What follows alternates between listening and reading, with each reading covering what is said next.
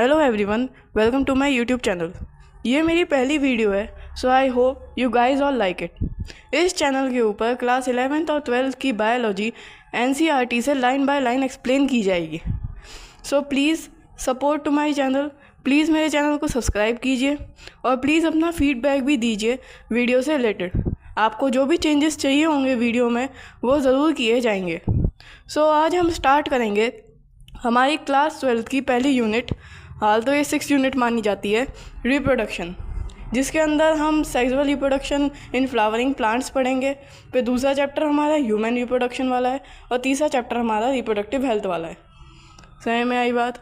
शुरू करते हैं। इस चैप्टर के अंदर हम वही सेक्सुअल रिप्रोडक्शन फ्लावरिंग प्लांट्स के अंदर देखेंगे जिससे बहुत सारे फ्लावर्स प्रोड्यूस होते हैं, या फिर जो फ्लावर्स के अंदर हमें देखने को मिलेगी या फ्लावरिंग प्लांट के अंदर हमें देखने को मिलेगी। सबसे पहले हम पढ़ेंगे इस चैप्टर का इंट्रोडक्शन, जो कि बहुत ही ज़्यादा सिंपल सा है।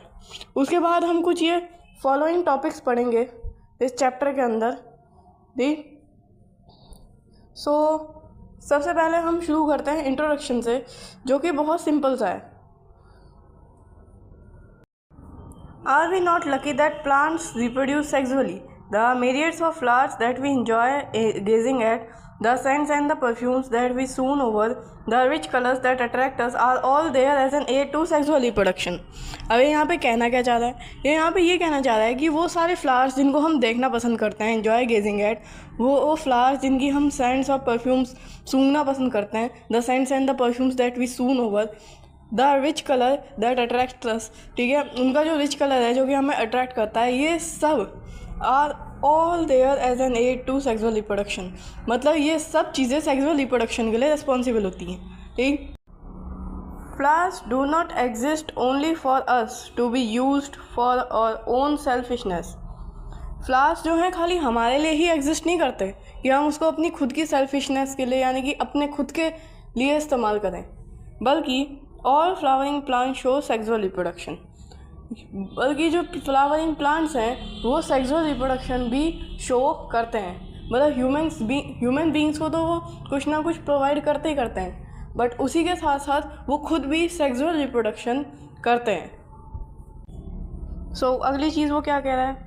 A look at the diversity of structures of inflorescences flower and floral parts shows an amazing range of adaptations to ensure formation of the end products of sexual reproductions, the fruits and the seeds. ठीक, तो वो इसके अंदर ये कह रहा है कि अगर हम एक फ्लावर को देखें तो उसके अंदर कितनी ज़्यादा डाइवर्सिटी हमें देखने को मिलेगी। जैसे कि स्ट्रक्चर के अंदर डाइवर्सिटी देखने को मिलेगी, जैसे कि इनफ्लोरेसेंस देखने को मिलेगा, फ्लावर्स देखने को मिलेंगे अलग अलग टाइप के, फ्लोरल पार्ट्स देखने को मिलेंगे। इनफ्लोरेसेंस का मतलब क्या होता है? इनफ्लोरेसेंस का मतलब होता है the arrangement of flowers on the floral axis of the plant, ठीक। तो हमें फ्लावर्स की अरेंजमेंट डिफरेंट टाइप्स की देखने को मिलती हैं, ठीक। और उसी के साथ साथ हमें जो है एक अमेजिंग रेंज मिलती है एंड प्रोडक्ट्स की। एंड प्रोडक्ट की अमेजिंग रेंज मतलब हमें बहुत सारे टाइप के एंड प्रोडक्ट्स देखने को मिल जाएंगे।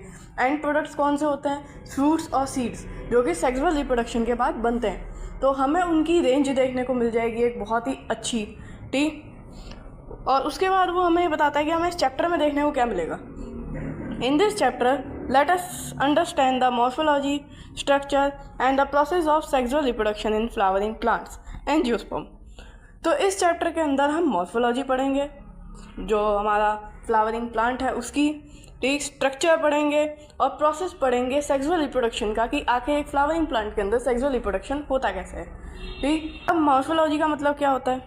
मॉर्फोलॉजी का मतलब होता है the study of the form and the structure of living organism and there specific structural future, ठीक। यानी कि यहाँ पर जो है हम फ्लावरिंग प्लांट के स्पेसिफिक स्ट्रक्चरल फ्यूचर्स के बारे में पढ़ेंगे, ठीक। बहुत सिंपल सी बात है, लिख रखी है इन्होंने इसके अंदर। तो शुरू करते हैं अपने इस चैप्टर का पहला टॉपिक, जिसका नाम है flower a fantastic organ of angiosperm, ठीक। तो इस टॉपिक में, यानी कि इस हेडिंग के अंदर हम सिर्फ इतना पढ़ेंगे कि फ्लावर क्या होता है, ठीक। और डायग्राम वगैरह देखेंगे ये फ्लावर का, जो कि हमें नीचे दे रखा है, ठीक। इसके बारे में पढ़ेंगे थोड़ा सा बहुत थोड़ा सा, ठीक। और अगर मैं ब्रीफली बताऊं तो इस पूरे पैराग्राफ में सिर्फ 2 चीज़ें दे रखी हैं, ठीक। वो 2 चीज़ें क्या हैं? वो 2 चीज़ें दे रखी हैं, एक ह्यूमन का पॉइंट ऑफ व्यू दे रखा है, एक नॉर्मल ह्यूमन बीइंग का पॉइंट ऑफ व्यू, और एक बायोलॉजिस्ट का पॉइंट ऑफ व्यू दे रखा है, ठीक। किस चीज़ के लिए? फ्लावर के लिए। यानी कि एक नॉर्मल ह्यूमन बीइंग फ्लावर को कैसे देखता है और एक बायोलॉजिस्ट फ्लावर को कैसे देखता है। सो यहाँ पर ये कह रहे हैं human have had an intimate relationship with flowers since a long time, ठीक, इमेमोरियल। तो अब हम आगे की बात पढ़ते हैं। आगे ये क्या कह रहा है? Flowers are objects of aesthetic, ornamental, social, religious and cultural value, ठीक है। तो फ्लावर्स एक ह्यूमन के पॉइंट ऑफ व्यू से फ्लावर्स एक ऑब्जेक्ट हैं, जो मतलब फ्लावर एक ऐसा ऑब्जेक्ट है जो कि एस्थेटिकली, ऑर्नामेंटली, सोशली और रिलीजियसली काम आता है, ठीक है। उसी के साथ साथ और क्या, they have always been used as symbols for conveying important human feelings such as love, affection, happiness, grief, mourning, etc, ठीक है। उसी के साथ साथ ये ह्यूमन की जो फीलिंग होती है, यानी कि इंसान की जो फीलिंग होती हैं, उनको भी एक्सप्रेस करने में काम आता है, जैसे कि खुशी हो गई, गम हो गया, पेन हो गया, ठीक है, ये सब चीज़ें, ठीक। अब ये तो हमने ह्यूमन बीइंग का पॉइंट ऑफ व्यू देखा, एक नॉर्मल ह्यूमन बीइंग का। अब हम देखेंगे बायोलॉजिस्ट का पॉइंट ऑफ व्यू, ठीक है। तो हम देखेंगे बायोलॉजिस्ट का पॉइंट ऑफ व्यू। क्या? To a biologist flowers are morphological and embryological marvels and the sites of sexual reproduction. तो एक बायोलॉजिस्ट के लिए फ्लावर्स जो हैं वो मॉर्फोलॉजिकल और एम्ब्रियोलॉजिकल मार्वल्स होते हैं, ठीक है। अब ये मॉर्फोलॉजिकल और एम्ब्रियोलॉजिकल मार्वल्स क्या होते हैं ये हम अभी पढ़ेंगे। और उसी के साथ साथ साइट होता है सेक्सुअल रिप्रोडक्शन का फ्लावर, ठीक है। अब ये मॉर्फोलॉजिकल और एम्ब्रियोलॉजिकल मार्वल्स होता क्या है उसके लिए तुम यहाँ पे देखो, ठीक है। Morphological Marvels attractive and diverse structures of flower including the petals, sepals, stamens and pistols, ठीक है। तो एक बायोलॉजिस्ट जो होता है ना वो उसका अट्रैक्टिव और डाइवर्स स्ट्रक्चर देखता है, किसका? फ्लावर का, ठीक है, जिसके अंदर हमारे पेटल्स, सेपल्स, स्टेमेंस और पिस्टल्स जो होते हैं वो इंक्लूड होते हैं, ठीक है। उसी के साथ साथ ये जो स्ट्रक्चर होते हैं ना ये अट्रैक्ट करते हैं पॉलिनेटर्स को, ठीक है, जो कि पॉलिनेशन करेंगे। और पॉलिनेशन फर्स्ट स्टेप होता है सेक्सुअल रिप्रोडक्शन का। सही में आई बात? अब ये पॉलिनेटर्स कौन कौन से होते हैं? पॉलिनेटर्स जैसे कि तुम्हारे एनिमल्स और इंसेक्ट्स हो गए। सही में आई बात? और अब आते हैं एम्ब्रियोलॉजिकल मार्वल्स के ऊपर। एम्ब्रियोलॉजिकल मार्वल्स क्या होते हैं? The process involve in the formation and development of embryos with in the flower, particularly with in the ovules, ठीक है। तो जो बायोलॉजिस्ट हैं वो इस प्रोसेस को भी जो है ऑब्जर्व करते हैं, जिसके अंदर फॉर्मेशन होता है और डेवलपमेंट होता है एम्ब्रियो का फ्लावर के ओव्यूल्स के अंदर। सही में आई बात? और इसके अंदर क्या क्या इंक्लूड होता है? जो ये एम्ब्रियो की डेवलपमेंट हो रही है इसके अंदर इंक्लूड होता है डेवलपमेंट ऑफ एम्ब्रियो सैक, उसी के साथ साथ फर्टिलाइजेशन, और उसी के साथ साथ ग्रोथ और डेवलपमेंट एम्ब्रियो की विद इन द सीड, ठीक है। समझ में आई बात? तो ये तो बात हो गई इसकी।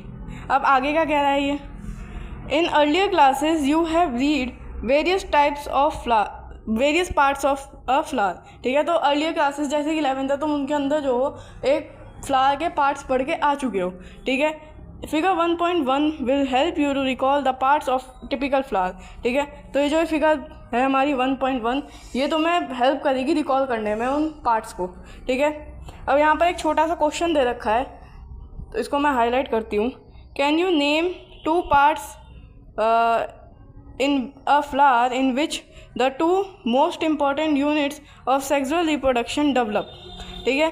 तो 2 पार्ट्स ऐसे बताओ फ्लावर के जिनके अंदर मोस्ट इंपॉर्टेंट यूनिट जो होती है सेक्सुअल रिप्रोडक्शन की वो डेवलप होती है, ठीक है। तो वो 2 पार्ट्स हैं, एक तुम्हारा स्टेमिन है और एक तुम्हारा पिस्टल है। स्टेमिन क्या होता है? स्टेमिन जो होता है वो फिलामेंट और एंथर को कलेक्टिवली बोला जाता है स्टेमिन, ठीक है।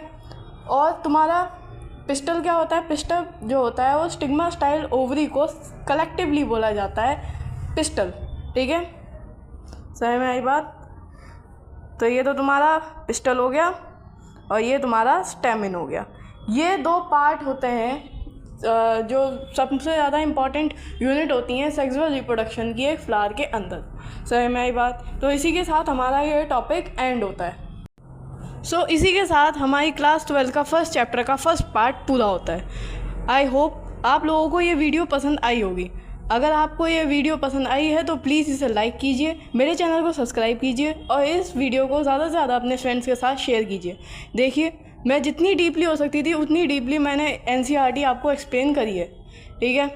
अगर आपको कोई भी डाउट होता है तो आप मुझसे वीडियो के कमेंट सेक्शन में पूछ सकते हैं और वीडियो से रिलेटेड अपना फीडबैक भी मुझे दे सकते हैं कमेंट सेक्शन के अंदर। अब मैं आपसे सेकंड पार्ट में मिलूँगी। तब तक के लिए बाय बाय।